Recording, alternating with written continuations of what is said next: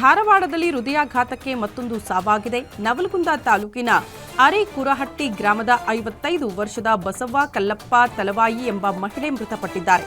ಹೊಲದಲ್ಲಿ ಕೆಲಸ ಮಾಡುವಾಗ ಹೃದಯಾಘಾತ ಸಂಭವಿಸಿದ್ದು ದಿಢೀರಂತ ಕುಸಿದು ಬಿದ್ದು ಮೃತಪಟ್ಟಿದ್ದಾರೆ.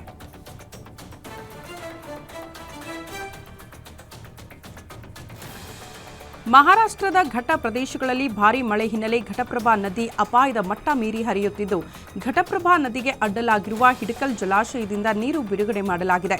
ಬೆಳಗಾವಿ ಜಿಲ್ಲೆಯ ಹುಕ್ಕೇರಿ ತಾಲೂಕಿನ ಹಿಡಕಲ್ ಜಲಾಶಯದಿಂದ 5,000 ಕ್ಯೂಸೆಕ್ ನೀರು ಬಿಡುಗಡೆಗೊಳಿಸಲಾಗಿದೆ.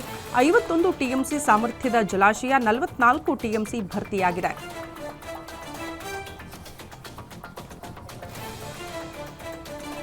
ಅಕ್ರಮ ಮತಾಂತರದ ದಂಧೆ ಉತ್ತರ ಪ್ರದೇಶ ಜನರನ್ನ ಬೆಚ್ಚಿ ಬೀಳಿಸಿದೆ. ಚಂಗೂರ್ ಬಾಬಾ ಅಲಿಯಾಸ್ ಜಮಾಲುದ್ದೀನ್ 108 ಅಕ್ರಮ ಬಗೆದಷ್ಟು ಬಯಲಾಗ್ತಾನೇ ಇದೆ. ಧಾರ್ಮಿಕ ಮತಾಂತರ ಗ್ಯಾಂಗ್ನ ಮಾಸ್ಟರ್ ಮೈಂಡ್ ಚಂಗೂರು ಬಾಬಾನನ್ನ ಉತ್ತರ ಪ್ರದೇಶ ಪೊಲೀಸರು ಬಂಧಿಸಿದ್ದಾರೆ. ಆತನ ಆಸ್ತಿಗಳನ್ನು ಮುಟ್ಟುಗೋಲು ಹಾಕಿಕೊಳ್ಳುವ ಮತ್ತು ಬುಲ್ಡೋಸರ್ನಿಂದ ಧ್ವಂಸಗೊಳಿಸುವ ಕಾರ್ಯ ಕೂಡ ಮುಂದುವರೆದಿದೆ.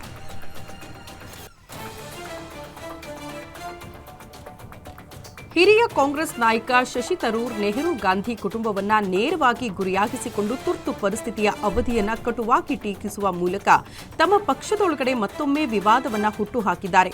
ಮಲಯಾಳಂ ದಿನಪತ್ರಿಕೆ ದೀಪಿಕಾದಲ್ಲಿ ಇತ್ತೀಚೆಗೆ ಪ್ರಕಟವಾಗಿರುವ ಶಶಿ ತರೂರ್ ಅವರ ಲೇಖನವು ವೈರಲ್ ಆಗ್ತಾ ಇದೆ. ಇದರಲ್ಲಿ ಶಶಿ ತರೂರ್ ತುರ್ತು ಪರಿಸ್ಥಿತಿಯನ್ನ ಭಾರತದ ಪ್ರಜಾಪ್ರಭುತ್ವ ಇತಿಹಾಸದಲ್ಲಿ ಕರಾಳ ಅಧ್ಯಾಯ ಅಂತ ಹೇಳಿದ್ದಾರೆ. ಇನ್ನು ಕಾಂಗ್ರೆಸ್ನಲ್ಲಿ ತೀವ್ರ ಅಸಮಾಧಾನ ಭುಗಿಲೆದಿದೆ.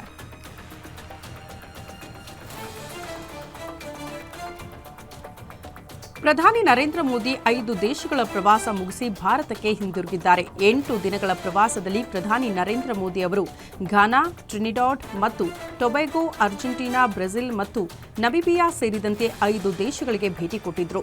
ಬ್ರಿಕ್ಸ್ ಶೃಂಗಸಭೆಯಲ್ಲಿ ಭಾಗಿಯಾಗಿ ಬ್ರೆಸಿಲಿಯಾ ರಾಜ್ಯಕ್ಕೂ ಭೇಟಿ ಕೊಟ್ಟಿದ್ರು.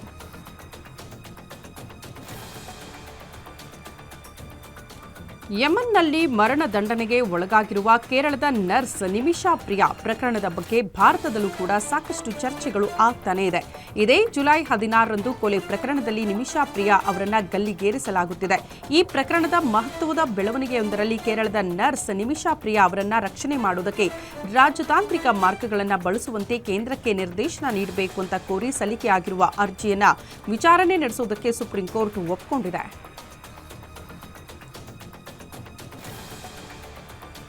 ಭಾರತ ಕ್ಷಿಪಣಿ ತಯಾರಿಕೆಯಲ್ಲಿ ಮಹತ್ವದ ಬೆಳವಣಿಗೆ ಹೊಂದುತ್ತಿದೆ. ಅದರ ತಯಾರಿಕಾ ಸಾಮರ್ಥ್ಯ ವರ್ಷದಿಂದ ವರ್ಷಕ್ಕೆ ಹೆಚ್ಚಾಗುತ್ತಿದೆ.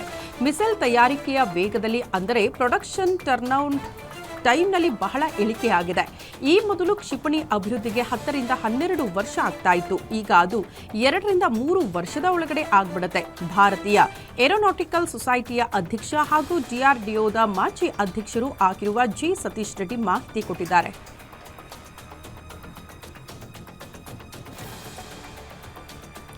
ಈ ವರ್ಷದ ಮಳೆಗಾಲದಲ್ಲಿ ಪ್ರವಾಹ ಮತ್ತು ಭೂಕುಸಿತದಿಂದ ಹಾನಿಗೊಳಗಾಗಿರುವ ಭಾರತದ 6 ರಾಜ್ಯಗಳಿಗೆ ಕೇಂದ್ರ ಸರ್ಕಾರ 1,066 ಕೋಟಿ ರೂಪಾಯಿಗಳಿಗೂ ಹೆಚ್ಚು ಪರಿಹಾರ ಬಿಡುಗಡೆ ಮಾಡಿದೆ.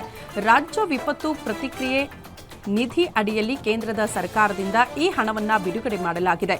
ಉತ್ತರಾಖಂಡ, ಅಸ್ಸಾಂ, ಕೇರಳ, ಮಣಿಪುರ, ಮೇಘಾಲಯ ಮತ್ತು ಮಿಜೋರಾಂ ರಾಜ್ಯಗಳಿಗೆ ಕೇಂದ್ರ ಸರ್ಕಾರ ಆರ್ಥಿಕ ನೆರವು ನೀಡಿದೆ.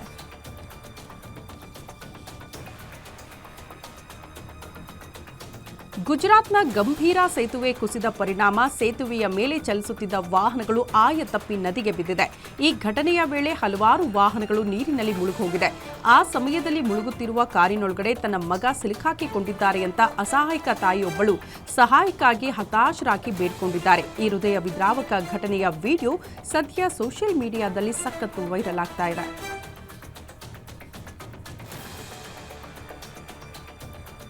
ಇತ್ತೀಚೆಗೆ ಹಿಮಾಚಲ ಪ್ರದೇಶದಲ್ಲಿ ಮೇಘಸ್ಫೋಟ ಸಂಭವಿಸಿ ಪ್ರವಾಹದಂತಹ ಪರಿಸ್ಥಿತಿ ನಿರ್ಮಾಣವಾಗಿತ್ತು. 100 ಮನೆಗಳು ಕೊಚ್ಚಿಕೊಂಡು ಹೋಗಿದ್ವು. ಮಂಡಿಯಲ್ಲಿ 17 ಸೇರಿ ಒಟ್ಟು 85 ಮಂದಿ ಪ್ರಾಣ ಕಳೆದುಕೊಂಡಿದ್ರು. 35ಕ್ಕೂ ಅಧಿಕ ಮಂದಿ ಕಾಣೆಯಾಗಿದ್ದಾರೆ. ಸಾಕಷ್ಟು ಮಂದಿಗೆ ಮನೆಯೇ ಇಲ್ಲದಂತಾಗಿದ್ದು ಯಾವುದೇ ದೇವಸ್ಥಾನ ಅಲ್ಲಲ್ಲಿ ಉಳಿದುಕೊಳ್ತಿದ್ದಾರೆ. ಇನ್ನು ಸಂಪೂರ್ಣವಾಗಿ ಮಳೆ ನಿಂತಿಲ್ಲ. ಜನ ಕೇವಲ ಮನೆಯಷ್ಟೇ ಅಲ್ಲ, ತಮ್ಮ ಪರಿವಾರ, ತಮ್ಮ ಆಸ್ತಿ, ಹಣ, ಬಟ್ಟೆ, ಬರೆ ಎಲ್ಲವನ್ನ ಕೂಡ ಕಳೆದುಕೊಂಡು ಅನಾಥರಾಗಿದ್ದಾರೆ.